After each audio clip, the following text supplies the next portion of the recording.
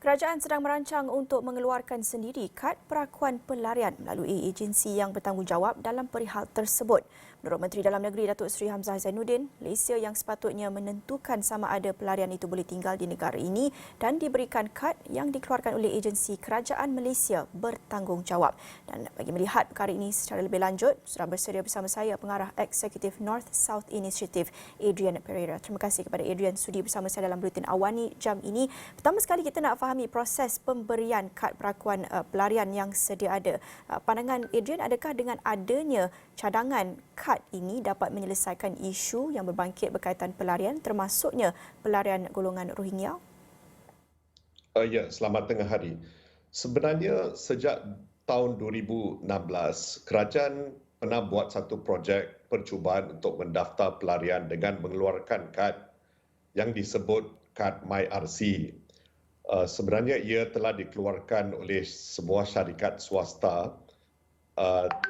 Jadi kami pun terkejut bagaimana menteri sendiri mungkin tidak tahu tentang wujudnya kad MyRC ini atau cubaan untuk mendaftar pelarian sebelum ini. Kalau kita lihat nasihat daripada pihak United Nations atau UNHCR, mereka sendiri tidak menggalakkan pelarian untuk membeli kad ini kerana tidak ada sebarang asas undang-undang untuk membolehkan kad sebegini untuk dikeluarkan oleh mana-mana pihak. Jadi sekiranya sistem pemberian kad perakuan pelarian baharu dibangunkan kerajaan yang berbeza daripada sistem sedia ada, adakah ini dapat bantu mengatasi isu pelarian di negara ini dan apa mungkin cara untuk memastikan sistem ini benar-benar dapat membantu golongan pelarian? Sebenarnya Malaysia secara dasar tidak mempunyai undang-undang untuk menerima atau mengurus pelarian. Jadi isu-isu yang lebih asas harus diselesaikan dahulu. Kerana tanpa dasar undang-undang, kita tidak ada local standard untuk mengeluarkan sebarang kad. Dan sebenarnya dari segi undang-undang antarabangsa, baik kita serahkan tugas-tugas menerima dan mendaftar pelarian kepada pihak-pihak yang mempunyai kompetensi seperti UNHCR. Kita tidak perlu melibat campur diri dalam isu ini. Ya.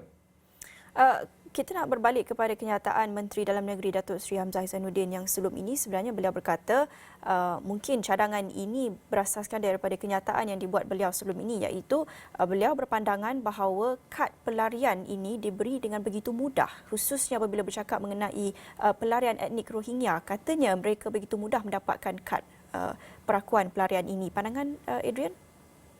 Sebenarnya itu tidak benar kerana kalau kita lihat atau kita bandingkan di antara pelarian daripada pelbagai negara yang lain, masyarakat Rohingya sebenarnya yang paling susah untuk mendapat kad UNHCR. Jadi saya tak faham siapa sebenarnya yang menasihati menteri tentang isu ini kerana kalau kita lihat mungkin pelarian daripada Burma yang lain, mereka mungkin mendapat kad di antara 4 hingga 8 tahun.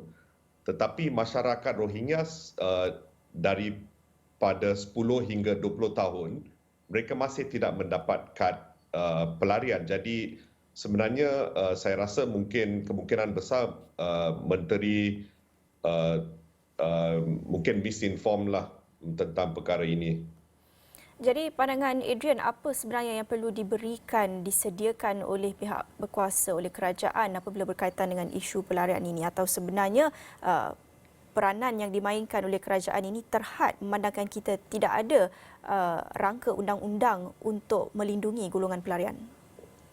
Ya, sepatutnya cara penyelesaian yang lebih komprehensif adalah untuk menandatangani Konvensyen PBB berkenaan pelarian.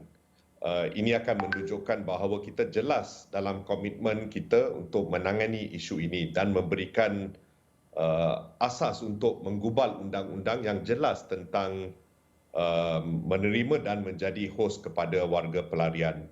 Sekadar memberi kad atau mendaftar pelarian tanpa undang-undang yang khusus akan menyebabkan lebih banyak masalah kepada Malaysia dan juga kepada pelarian.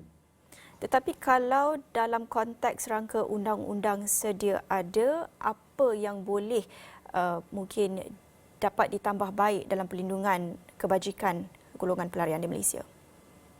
Ya, sebenarnya sudah ada sedikit undang-undang walaupun tidak komprehensif bahawa pelarian boleh kerja di dalam sektor-sektor tidak formal, tetapi keadaan itu menyebabkan mereka menjadi mangsa pemerdagangan manusia dan juga buruh paksa. Sekiranya kita membuat undang-undang yang lebih komprehensif, maka hak bekerja yang lebih luas dan lebih komprehensif dan lebih selamat boleh diberikan kepada pelarian. Dan sebenarnya kita harus melihat kepada isu-isu yang lebih asas seperti diskriminasi terhadap mereka, fake news juga, banyak berita-berita palsu tentang pelarian. Dan saya harap Kementerian Media juga mengambil peranan yang penting untuk memastikan rakyat Malaysia tidak terpedaya dengan berita-berita palsu ini. Ya, akhir sekali Adrian, tentunya kenyataan-kenyataan dan laporan yang dikeluarkan ketika ini kebanyakannya timbul selepas insiden yang kita menyaksikan dari Sungai Bakap atau depo Sungai Bakap apabila golongan pelarian etnik Rohingya melarikan diri dan lolos dan menyebabkan sehingga kini 7 kematian akibat insiden tersebut. Pandangan Adrian berhubung dengan insiden yang berlaku ini dan apa sebenarnya yang perlu difahami konteks yang lebih mendalam berhubung insiden ini? Ya, jadi antara isu dasar ialah Malaysia memang tidak ada undang-undang khas tentang pengurusan pelarian di Malaysia. Dan inilah harus diselesaikan secepat mungkin. Selain daripada itu, harus ada siasatan yang independen. Kalau boleh, siasatan diraja untuk memastikan apa sebenarnya yang berlaku di dalam depot-depot immigration ini. Kenapa banyak kematian? Kenapa banyak tahanan yang menghidapi pelbagai penyakit? Dan saya harap pihak-pihak tertentu akan membolehkan siasatan yang independen dilakukan di tempat-tempat ini, terutamanya kes-kes di Sungai Bakap baru-baru ini. Baik, terima kasih. Itu tadi Adrian Pereira, Pengarah Eksekutif North South Initiative mengulas mengenai cadangan oleh Menteri Dalam Negeri bahawa kad perakuan pelarian ini dikeluarkan oleh agensi kerajaan yang bertanggungjawab.